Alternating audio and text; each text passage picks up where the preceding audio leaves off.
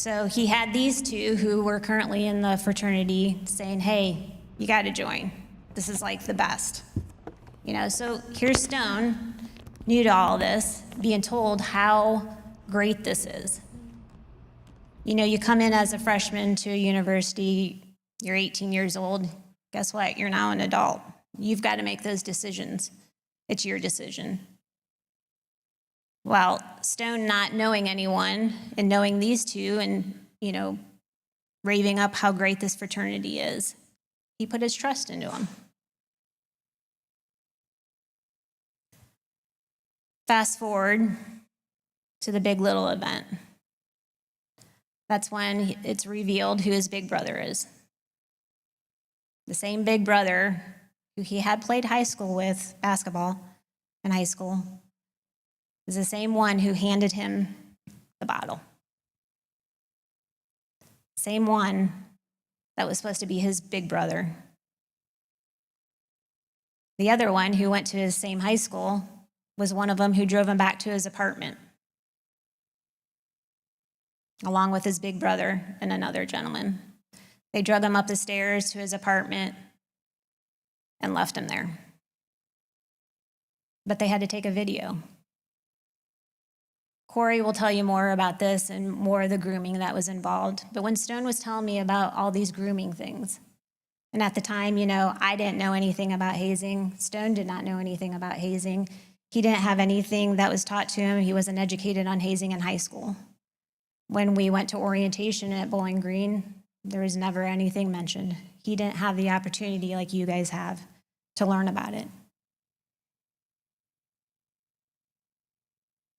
It's all about your guys' choice, and your choice to be either a hazer or to be a bystander.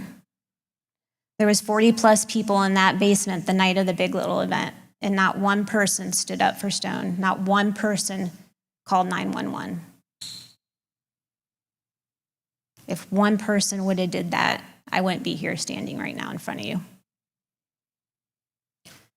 Our lives are changed every single day. There's not a day that goes by that we don't wake up and something is reminded us of Stone. His brother, AJ, was a junior at the time in high school. He was 16 years old. There was 3.5 years from Stone to AJ. Jersey, his younger sister, was 10 at the time. There was a 10-year difference between Stone and AJ, or Stone and Jersey, and they were as close as ever. And now, they don't have anything, and they have to live with this every day. Again, you can choose. If you want to be a bystander and you want to speak up, our motto is never leave anyone behind. And that's because they left Stone behind. They left him on the couch to die. So it's all about your choice. And I know you're probably sitting here going, well, I would never do that. Stone was a smart kid. And what he got into, he had no idea. He put his trust into other individuals who were not there for him. So if you think something's no big deal and you think it's just a tradition and you want to haze others, think about the impact it has left on us. I'm going to show you a video of AJ and Jersey. This was taken probably 2 years ago, 2-3 years ago. In the video, Jersey is extremely angry, and that's how she was feeling at the time. So I just want to show you the impact that it's left on them.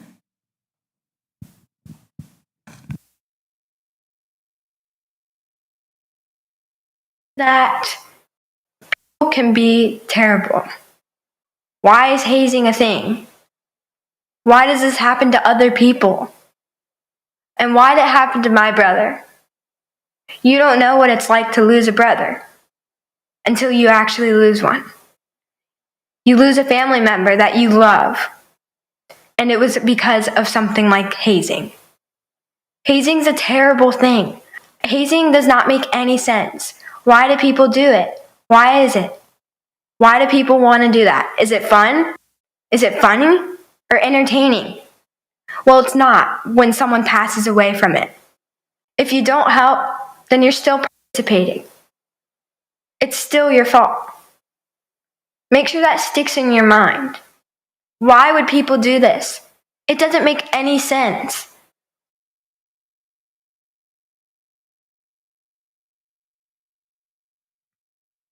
We got to Toledo Hospital. We weren't allowed to see him. They were doing everything they could to keep his heart flowing and drain out as much fluids in the brain and just try to keep him as healthy as possible, to keep his lungs flowing and on a ventilator and his heart pumping blood throughout his body. It was where we weren't allowed to see him, and this is a moment that I'll never forget with my dad.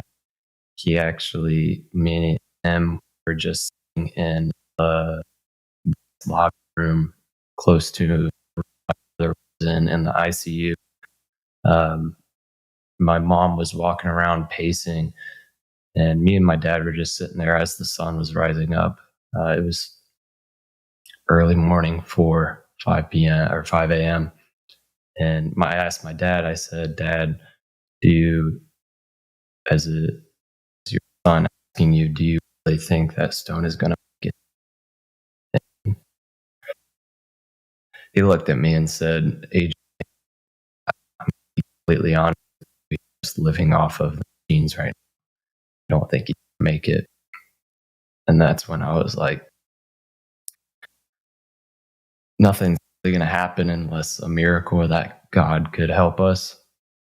But you try to see things as everything happens for a reason. I think what we're doing now is changing colleges, changing fraternities, changing sororities.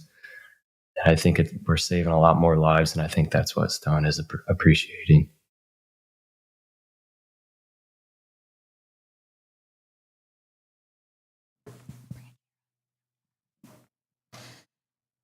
Now we're going to have Maddie Borja with Stone's girlfriend at the time share her story. She was the one that you heard in the 911 call. She was one of the last ones to be there for Stone at the apartment. Please have compassion for her.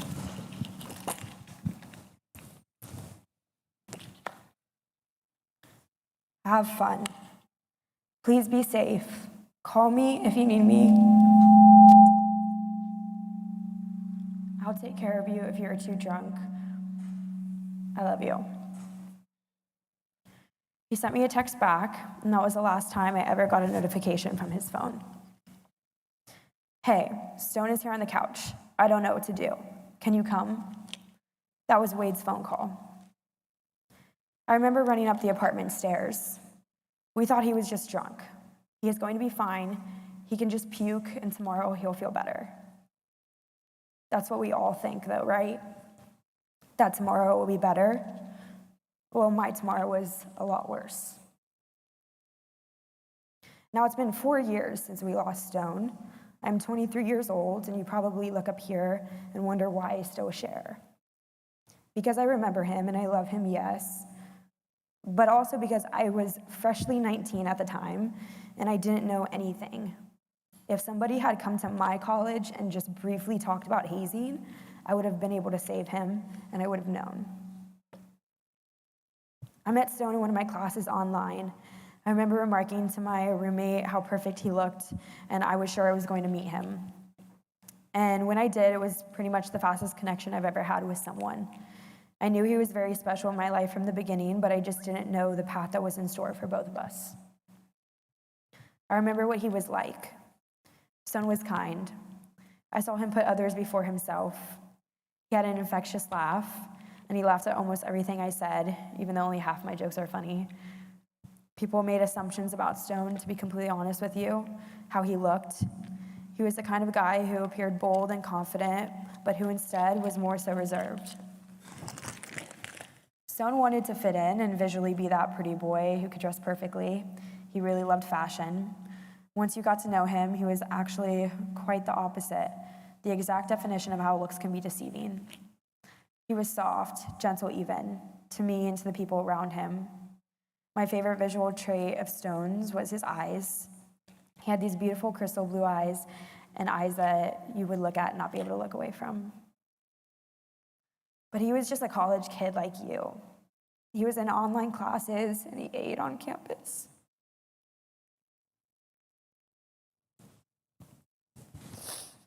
He studied at the library and stayed up late binging shows. He had favorite sports teams and video games. He had hopes and dreams, a girlfriend, a family, and his whole life in front of him, just like you. And just like any student, he cared what people thought and how he made people feel. I recall when he told me about Pike. He said, I want to rush Pike, and I'm not one to hide how I feel, so I remember asking him, why Pike? It didn't make sense. They were known as the worst fraternity on campus. Despite my feelings, I did not want to completely shut down his ideas. So I encouraged him and said, if he feels like that's a good idea, he should go for it. As time went on, he began new member education. His experience with this fraternity became a lot worse. He was tormented, made fun of by older members, and so many times I remember him returning to my dorm from these events crying, and I listened and held him until he was calm. When I was younger, I heard of hazing before, but I never really understood fully what it was. I imagined death happening only in extreme cases. And as I learned more, I realized everything that Stone went through before and during the meetings and leading up to the member initiation, it was all hazing. The bullying, the isolation, the name calling, the sleep deprivation, the bitch boy tasks, it was all hazing. And sadly, the administration prefers to turn a blind eye. However, we forget the mental toll that hazing can cause. It really does not strengthen bonds or create stronger men, as some of us have always imagined. Even after all of this, as much as I encouraged him to walk away from Pike and not care what these boys had to say, nothing would make Stone budge.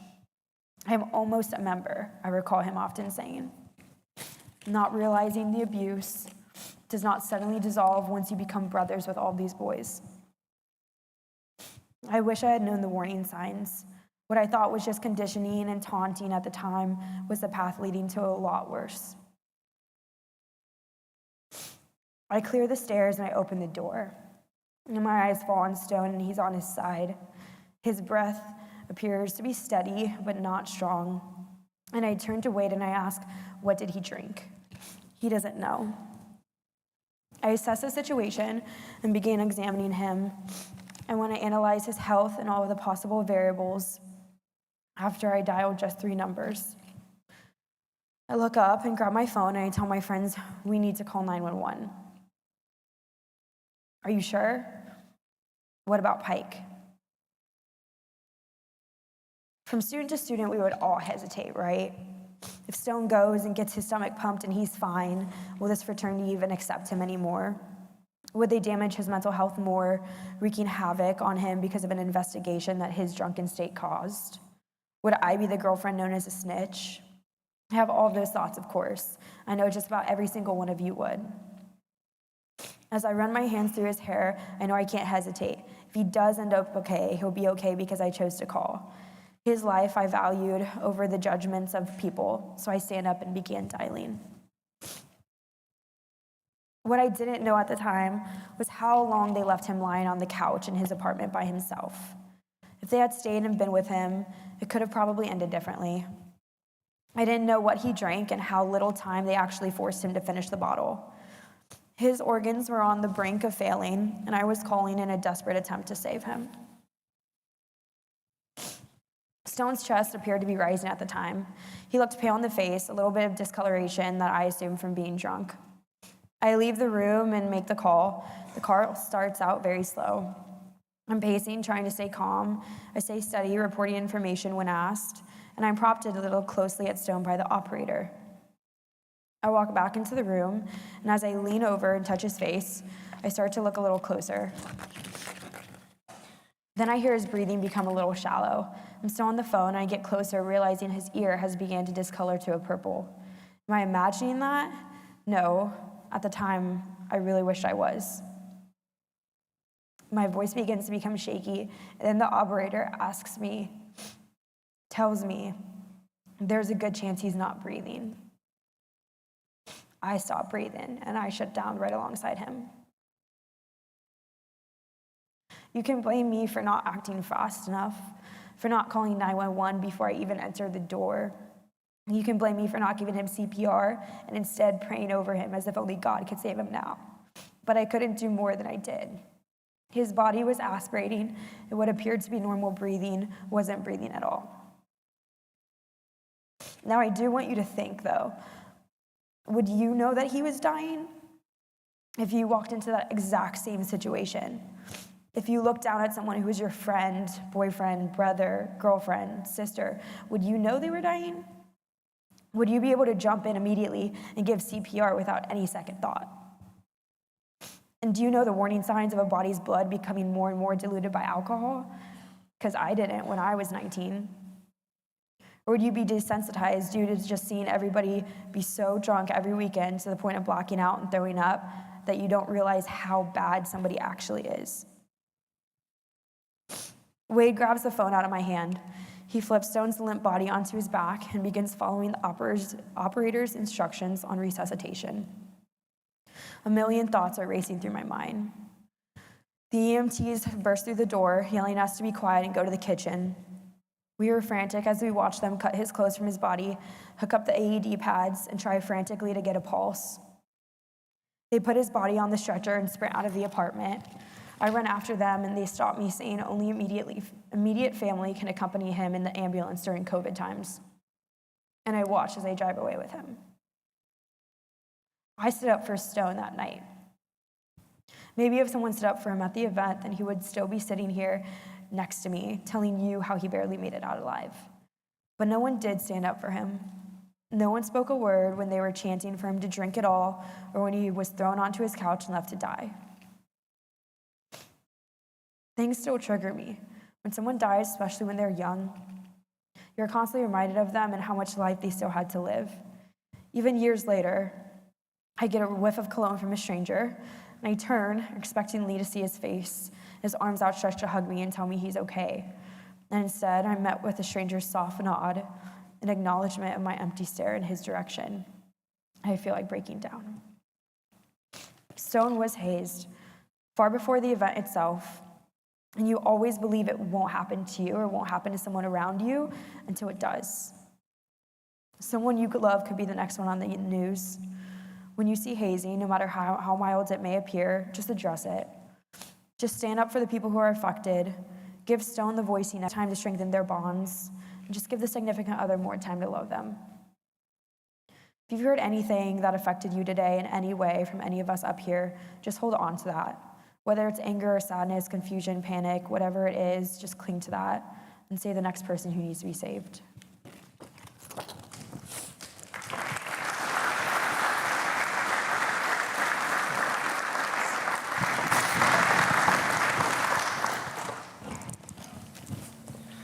Thank you, Maddie. It chokes me up every time Maddie has to deliver that message and put yourself in her shoes being on that 911 call. So thank you for that, Maddie. Maddie asked you all a question, would you know? And before you leave tonight, you will know. So we're going to begin teaching you Alcohol 101. Corey and I are going to walk you through a couple of scenarios. But we're going to make sure that you know so that you are able to be that active bystander that Sherry was referencing. So when we take a look at the picture up here, it looks fun. Everybody's smiling. They've got a beer. They're having a good time. They're on campus. They're just looks great. But every time you hear one of these alcohol commercials, they say drink responsibly. What do you think that means? Why do they say that? Why do they have to say that at the end of every commercial? So we're going to reference a few things tonight. We're going to learn a little bit of chemistry, and we're going to learn a little bit of physiology. So sorry about that, but class is still in session. So if we take a look at this picture, this is one of the things that's a common misconception among young drinkers. So if we take a look at this picture, we're asking which one of these drinks has the most alcohol in it. So if I say Natty Light, anybody voting for the Natty Light? How about the White Claw or the Truly that's up there? That's pretty common, especially with young women drinking. Anybody think that's the one with the most alcohol content? How about the wine? Anybody voting for the wine? Okay, everybody must be voting for the bourbon. All right, so in actuality, all of these contain the exact same amount of alcohol. So when you look at a serving, a can of beer, a glass of wine, a shot of bourbon, all of those contain the same amount of alcohol, the 17.7 milliliters of alcohol. So why do I bring this up? Well, if you're on campus and you guys are having a party and there's the Borg jugs out here and it tastes good, like a White Claw might to you, don't assume that there isn't alcohol in it or that it's not strong or it's not potent. Just because bourbon has a burn to it doesn't mean that it's got more or less alcohol per serving. So don't judge alcohol content by taste or smell. So that's kind of our lesson number 1 in Alcohol 101. The second part is we're going to walk through physiology and the differences between men and women. And what we're going to do is we're going to look at average date night. Let's just call it average date night. So you go out to dinner and you're on a date and you have 2 drinks of alcohol. So what I want to draw to your attention is the average male, 175 pounds, plug in your own information there, guys, has 2 drinks over dinner and is still under the legal limit to drive in Ohio of 0.05. That's their alcohol calculator. And we're going to get into those calculations here in a little bit. But why are we referencing the legal limit to drive in Ohio? Not because it's necessarily important to this conversation, but because it's a reference point that you guys all use in your daily life. So here's the average female, 130 pounds. Girls, plug in your information there. Same drink, same 2 drinks, same 20 minutes, but she's at 0.09. She's now illegal to drive. So the point, it hits women different than it hits men. Why? Well, a lot of it is body mass, and we're going to do a calculator here in a little bit. But the second part of it is just the amount of blood that's in the average human male versus the average human female. So 5,000 milliliters versus 4,500 milliliters. It makes a difference, especially when you start putting that 17.7 in there and dividing out and doing the blood alcohol content calculator. What we also want to bring your attention to is the amount of servings. So if we would have started out this presentation with a gun sitting up here on the table, every one of you would have been alarmed. Somebody would have hopefully called the police. Hey, there's a gun on campus. Why? Because guns are lethal. This is just as lethal as the gun in that particular scenario that evening.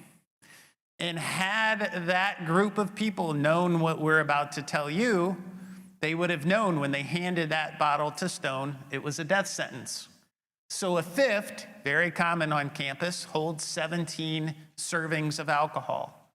A 1-liter bottle, which is what this is, holds 22, and a handle holds 39. These numbers are going to be important as we start sharing a barometer with you and you start to understand how the servings of alcohol start to calculate and start to add up as you're consuming. So with this, we're going to talk a little bit about the barometer, but I'm going to just pause for a second as Corey comes up and he starts to illustrate for us what happened to Stone that evening with Pike. All right.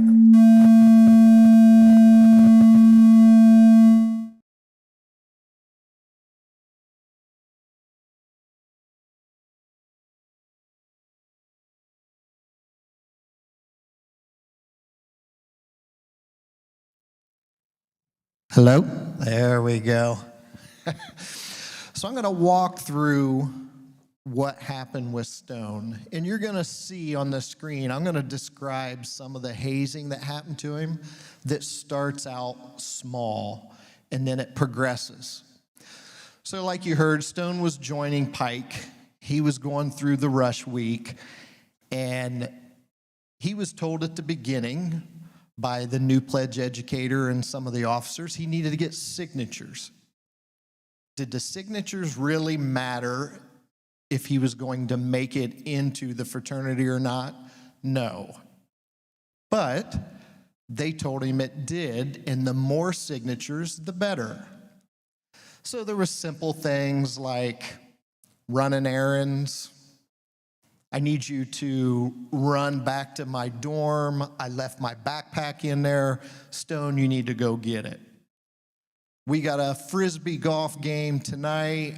I think we're going to have pizza after the game. Stone, I need you to run and get pizza for the team. So he's basically becoming a human purse or a servant. Cleaning. One of the officers said, Stone, I work at the bar downtown on Main Street. I need you to meet me there tonight at 1, and I need you to carry out all the trash bags that I need to carry out for me. So I need you to stop by and help me finish doing my job. I'll give you a signature for it. Then it was, hey, Stone, you and a couple of the other new pledges need to swing by the fraternity house. We need to clean all the rooms and make sure everything's picked up before the event we have tonight. Then there was pin attire in public. Stone and all the new pledges was told, every Thursday when you go out on campus, you need to be in pin attire, which is dressed up, tie, and dress clothes. If we see you out on campus anywhere not in pin attire, any of the new pledges, you will be punished for it. Then there was a 24-hour designated driver. Stone, you're on call. You need to come get us when we call you, come get us at the bar. See, that don't sound too bad. These are kind of not too bad of things to be asking someone to do or telling someone to do. Then it goes into reciting the preamble. Stone was told that they needed to meet at a certain location and recite the preamble word for word. If you don't, you're starting over again. So they put all the new pledges in a circle in the center of the room, told them to sit down and study it. One by one, they'd pull the new members aside and say, okay, I need you to recite the preamble. If they didn't get it, they put them back on the floor in the center of the circle. After several hours of this new members not being able to recite it, then it starts to get aggressive. Officers are getting in their face, telling them, you're wasting my time. What are you, dumb? You're wasting my time. How much longer do we need to be here for you to understand how to recite the preamble? So then one of the officers dumps Cheerios over top of their head and told them, now you need to count how many Cheerios are on the floor. New member starts to count the Cheerios as the officers walk by him and start stepping on all the Cheerios. This is a waste of my time. This is ridiculous. You should know this by now. See how the hazing's starting to escalate? Then it was keep a campfire lit. There was 8 new members at that point. You guys need to keep a campfire lit at the fraternity house for 72 hours straight during class, overnight, in February, below freezing temperatures, and there was only 8 of them. Stone went back to the new pledge educator and said, hey, there's only 8 of us. How are we going to be able to get this done? It's like snowing outside and it's below 0. So then Stone becomes a target because he's questioning the authority of the officers. So now we get into Big Little Week. So during that week, walking around on campus, members of Pike are walking by all the new members telling them, oh, you are so doomed. Wait till you see what you have to do. Oh, you guys are going to be so messed up. I can't wait to see how jacked up you guys are and how drunk you are. Wait till you have to do certain things. We're not going to tell you, but you wait till that night. So they're starting to intimidate him, trying to scare him. Stone gets a text saying, make sure you send a message to your professor. Tell them that you're not going to be at class tomorrow. Make something up. Tell them you're sick. Tell them you got to go home. Tell them there's something wrong with your family member. You're not going to make it. Also, bring a case of water and a loaf of bread. Be at the fraternity house at 9 p.m. We'll meet in the garage. That night, Stone shows up with the other 7 new members. They meet in the garage, and it's a social gathering. They're in their pin attire, kind of excited, trying to see who their big brother's going to be. The officers come out. They tell them all to take their ties off. They take their ties off. They put them around their eyes and blindfold them. They turn all the lights off, and they say, put the hand on the new member in front of you and follow us. They go down the stairs into the basement with all the lights off, and as they're going down, there's loud music playing, kind of like Halloween or screeching hard rock music. They're going down the stairs, they're punching them, getting in their face and yelling them, just trying to scare them, and as they would say, they're trying to hype it up. They get down to the basement, they circle up, and the brother that's assigned to them, the big brother, stands in front of them. And they say, take your blindfolds off. They take the blindfolds off. They turn on the light, and Stone's big brother's standing in front of him with Evan Williams bourbon, a liter, and hands that to Stone. That's his family drink. So now on the screen, you'll see a barometer. The cups represent a serving or a shot that Stone's drinking from this bottle. The color represents what's on the barometer. So if you notice below, at the bottom, they're green. So they line all the new members up, and they take out their phones and they start videoing them, and all the new members have their bottle, and they're like, take a chug, congratulations. So Stone takes a chug. 1 shot, 2 shot. He's feeling pretty good. Everybody's having a good time. And you'll notice this looks just like what we were talking about earlier, the dinner. You can see when Corey gets to the blue cup, that's where Stone is relaxed, slowed reaction time, maybe a little bit of slurred speech, that loss of balance right there at that serving level. So Stone's at 4 shots. And if anybody has drank from a bottle and you have someone yelling in your face to chug or take a pull, that might have been only 1 or 2 pulls, and he's already 4 shots in. If you notice, we've now changed to red. He's at 5, 6, 7, 8, and we're just continuing to climb. And the entire time, it's a fun game for all the active members that's there. All the officers are there, even the alumni, and everybody in that basement thinks it's funny and fun. Reason we know a lot of this is during the criminal trial, everybody's phone was taken and all the snaps were pulled, all the videos were pulled, all the pictures pulled. All this is actual evidence that our family had witnessed what was happening to Stone. Big brother's seeing Stone going through his bottle, and he's 8, 9 shots in. They're yelling, take another pull. The big brother's now celebrating because his little is drinking more of the bottle than anyone else. So it went from hazing to now he's getting praised. That's my boy. Take another one. Take another pull. They continue to drink more and more. A couple of the new pledges, they want to set their bottles down. Then they yell at them. Don't be a pussy. Take another pull. Pick it back up. So we're getting into the 14, 15. And if you look on the barometer, the higher end of the red, we're now in blackouts, vomiting, coma, impaired. Stone still has some of his bottle left. He still has 7 more shots. So this is the part that we want you to really recognize. When you start seeing this loss of bodily control, the vomiting, the blackouts, that's when you dial 911. And you look at the time, you can even text 911 in the state of Ohio.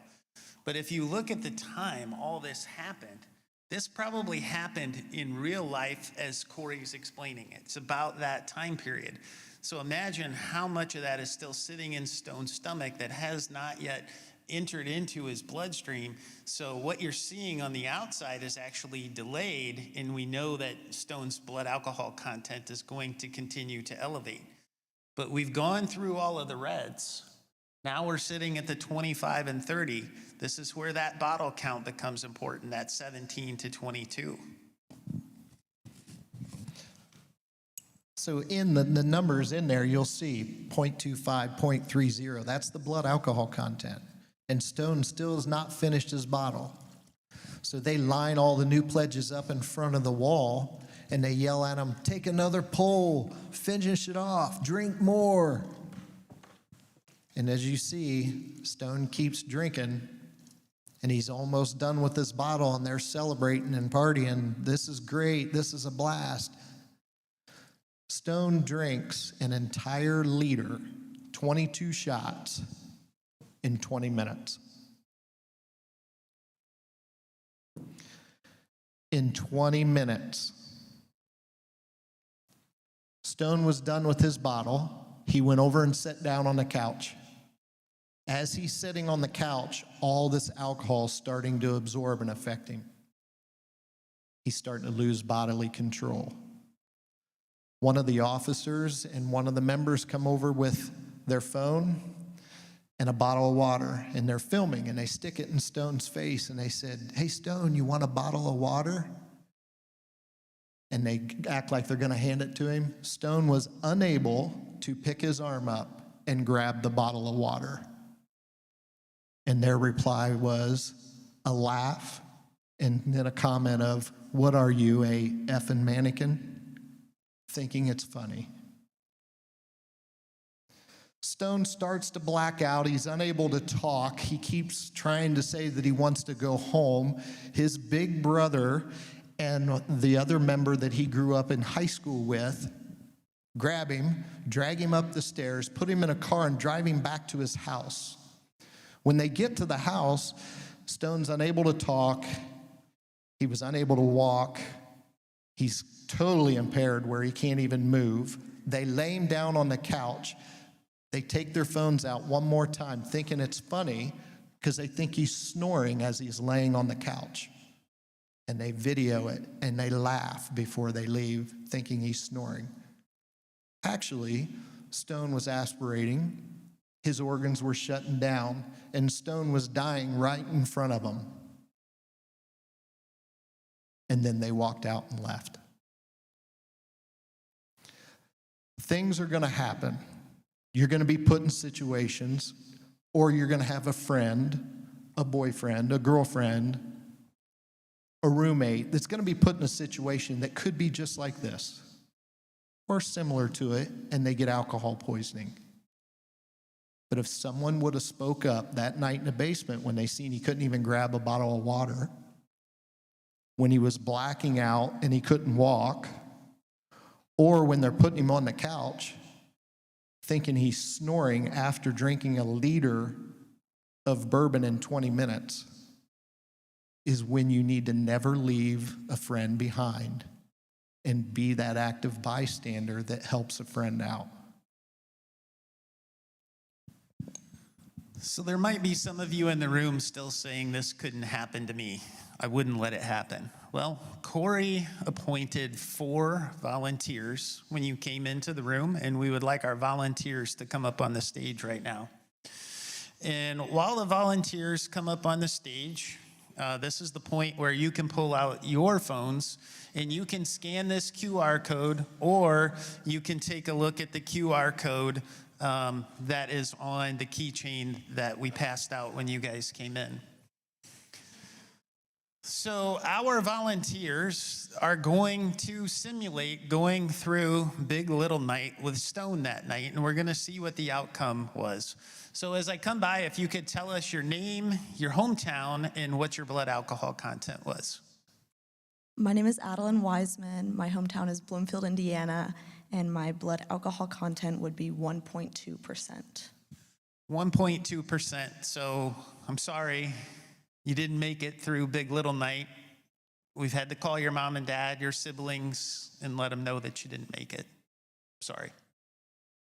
My name is Graham. I'm from Youngstown, Ohio, and my BAC level was 0.62%. 0.62 gram from Youngstown. We know that that lethal limit was 0.4. So unfortunately, same outcome. We're having to call your mom and dad, let them know that you didn't survive the simulation. I'm Ryan. I'm from Cleveland, and mine is 0.48. 0.48. Ryan, you're right there. Maybe if you vomited enough, maybe if somebody calls an ambulance, maybe. But based on the science, you didn't make it. Same thing. We're calling your family, letting them know that you didn't make it. My name is Brooke. My hometown is Cleveland, Ohio, and mine is 1.16. Brooke, 1.16. You understand the outcome. You didn't make it either.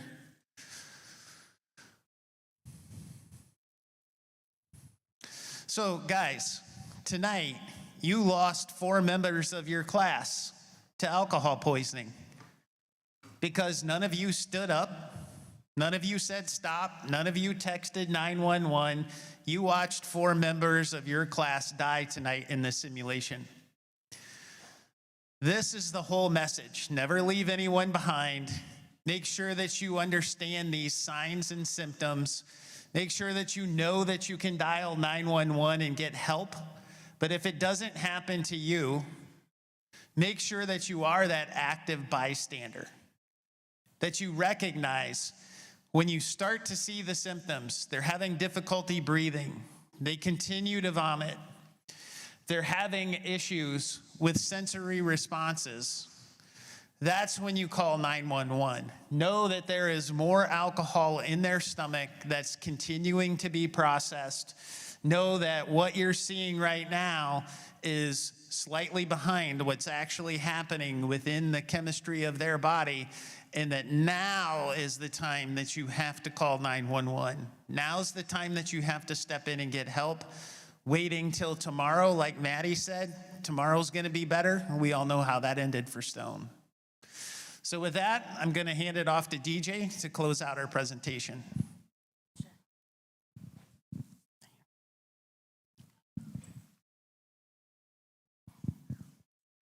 So I got a couple things here before we close things out. I do know that there is a Pike fraternity on campus. Yeah. So there's a couple things I want to make sure that you're aware of. Your national organization has banned Big Little Nights. I don't care if you call them mentors, mentees, call it whatever you want, but your national organization has banned that. The reason I want to bring that up is because we've been to other universities and the students didn't know. Hell Week has also been banned. The other thing I want to let you know is that your national organizations will sue you. They will run very, very fast. They will do everything they can to get away from the situation. So you're on your own. You screw up like that, you do something like that, and they find out about it, they can not only close down your chapter, but they can actually take you to court. That's reality. That goes for sororities, fraternities, anything along those lines. Okay? Understand one big thing. You know, as Stone's going through that and he's chugging that, there's only one big driving reason why he continued to do the things he was doing. He was besides the fact that he was under the assumption that he had to do those things. But he did it because every one of us has a need to belong, and we want to be part of something. So when you do the bonding scenarios, let's do true bonding. Let's do full team bonding. If you question whether or not it's hazing or not, it's hazing. Err on the side that it is hazing and make sure someone else knows. Okay? A couple things here we want to close out with. One, we'd like for you to share Stone's story. Tell somebody tonight, call up a friend on another campus, call your mom and dad, tell them what you learned tonight about a young man that wanted to be part of something, but got caught up with some guys that only wanted to do it for entertainment. Okay. I know I kind of ended there kind of down. So what we'd like to do now is we'd like to open it up for questions. I don't know if we can turn lights on. And you can ask us anything.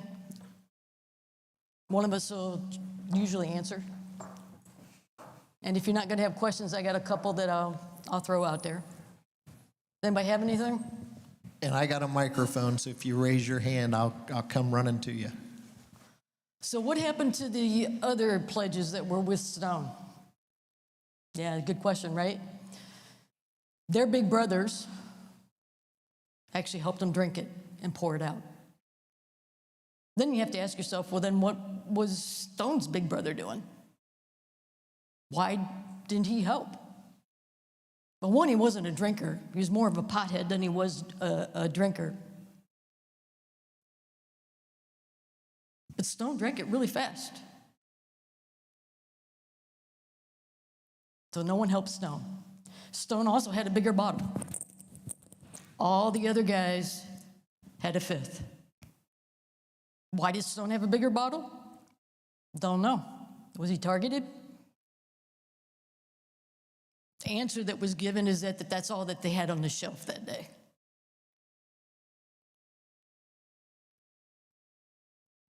That was one question. Anybody got any other questions like that? No? Yes?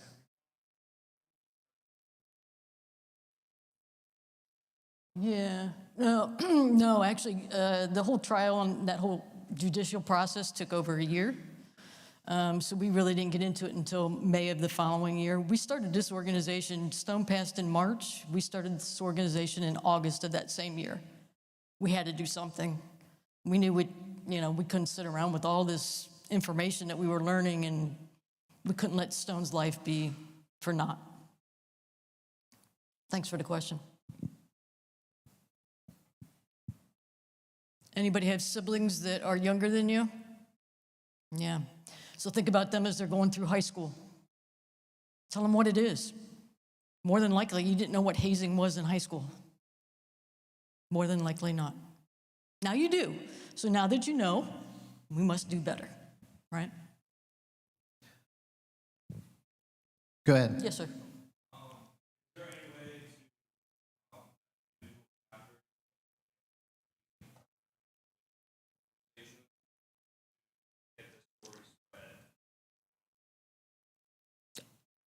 What was the question? Is he talking about joining up with Pike? No, he's wanting to know if, and you tell me if I'm wrong, individual chapters joining with the foundation to help spread the word. Yeah, no one's done that. No one's asked. Everybody's kind of stayed away a little bit, but that's a great idea. Some families do that. Sometimes it's pretty hard to get aligned with organizations when we're on the victim side. Yeah, we did have one of the gentlemen that was a president of another chapter at Bowling Green. He actually reached out to us, and he didn't feel that the university was doing enough. And he asked if they could do something for us. And so what they did is they actually had a couple guys from Ohio State come up. Ohio State football, and they came up and they were able to get some donations out of that, and then he gave us the donations. So it was super nice. But he didn't feel, and I said, well, I don't understand. I can't align with you if you guys do it too. I said, I'm not going to be aligned with a bunch of hazers. I said, you got to tell me the truth. I think it would be fantastic if there was an organization on campus that wanted to step up Because you guys, we haven't said this tonight, but your generation is the one that can make the change. And if one of you guys want to step up and say, hey, we don't haze at this fraternity, and we're not going to let it happen on this campus, own it. You guys can step up and make a difference. Your generation has more power of change in it than any generation I've seen in my lifetime. Yeah, this has been going on for centuries. The fact that it's still going on now is just crazy. Don't get caught up with alcohol as being the only hazing piece. I'll give you a couple examples when we're out speaking at universities that they shared with us. One is, it's different, but it's a fishing team, a college NCAA bass fishing team, and they were branding the freshmen with hooks. Or another one would be for the girls, the little sisters are provided a plate or a mirror with a white powder in a line on the plate or mirror, and the big sister is telling them, trust me, it'll be okay, trust me. Don't know if it's drugs, don't know if it's not drugs. So there's some mind games, some mental hazing, some physical hazing. It's just when you involve alcohol and drugs, it becomes like an accelerant and it just fuels the poor decisions. Yeah, we wish we could actually show you what it means from a mental harm perspective. It's so difficult to show that and talk about that. But understand that students have taken their own lives because of it. Women, it's more mental, and to us, that's like the physical stuff that the guys go through. Here's something to think about it. If you are having the people in your chapters, and only the new members have to do things, and current members do not, it's more than likely hazing. So if you want to do it, make sure that it's not hazing at all. Do things together as a group. Do everything together as a group. I'm not talking about going out and chugging a whole liter of bourbon. Nobody's going to do that, right? Now that you know. But think about it. Whenever you isolate and you separate out a group within your own group, you're hazing. You have no idea what the people have been through before they came to that event that night. So on the sorority side, that's what you guys have to think about. Okay? Picture. Yeah, we do need a picture. If you notice, Stone does a peace sign. We'd like everybody to stand up, and we'd like to get one picture with you guys and just do the peace sign with us. Thank you. If we can, have everybody funnel up in front of the stage and just stand right in front of that whole black platform. And the camera will be back here where I'm at. And we'll count to 3 and have you hold up a peace symbol. I don't know. Look at them. They're too funny. Too funny.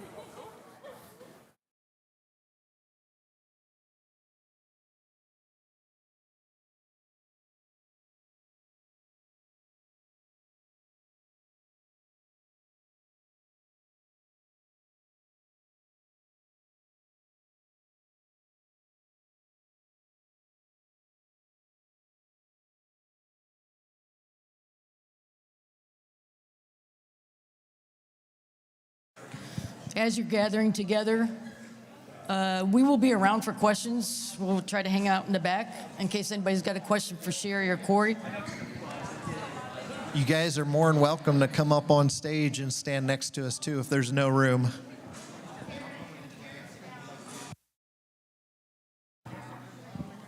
We need the corners in tighter.